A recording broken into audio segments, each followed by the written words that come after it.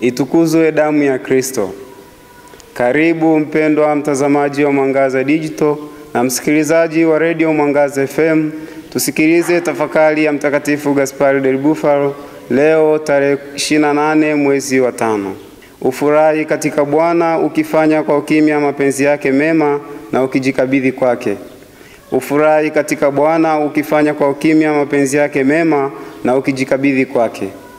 Mpendwa mtazamaji wa Mwangaza Digital na msikilizaji wa Radio Mwangaza FM, leo Mtakatifu Gaspari del Bufalo anatupatia tafakari iliyobeba mafundisho makuu matatu. Fundisho la kwanza ni kufurahi katika Bwana, na fundisho la pili ni kufanya kwa ukimya mapenzi yake, na fundisho la tatu ni kujikabidhi kikamilifu kwake. Kwa kuanza na fundisho la kwanza, kufurahi katika Bwana, Mtakatifu Gaspari del Bufalo anatuasa kuitafuta furaha ya kweli ipatikanayo kwa Bwana kwa kusali, kutubu dhambi zetu na kutenda kadiri ya mapenzi yake.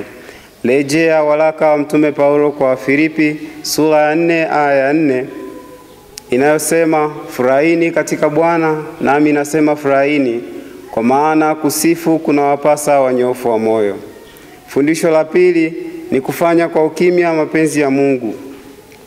Mapenzi ya Mungu ni pamoja na kusali, kufunga, kutenda matendo ya huruma, mfano kuwasaidia wahitaji, kuwatembelea wagonjwa, kuwafariji wafungwa na kutenda sawa na amri za Mungu.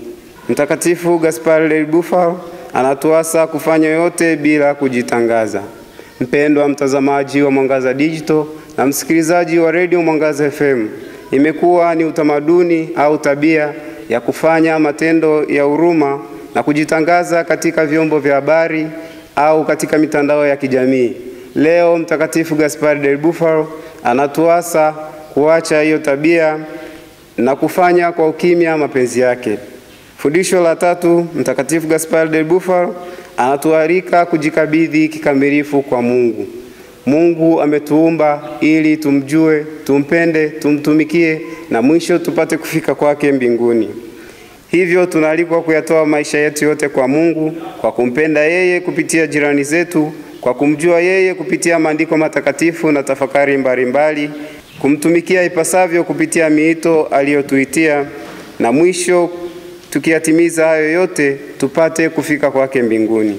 Mpendwa mtazamaji wa Mwangaza Digital na msikilizaji wa Radio Mwangaza FM, tumuombe Mungu kwa maombezi ya Mtakatifu Gaspari del Bufalo atujalie kufanya mapenzi yake kwa ukimya na kujikabidhi kwake, ili tufurahi katika yeye maisha yetu yote. Itukuzwe damu ya Kristo. Niliyekuletea tafakari hii ni mimi Frateri Wilson Fagens wa shirika la wamisionari wa damu takatifu ya Yesu.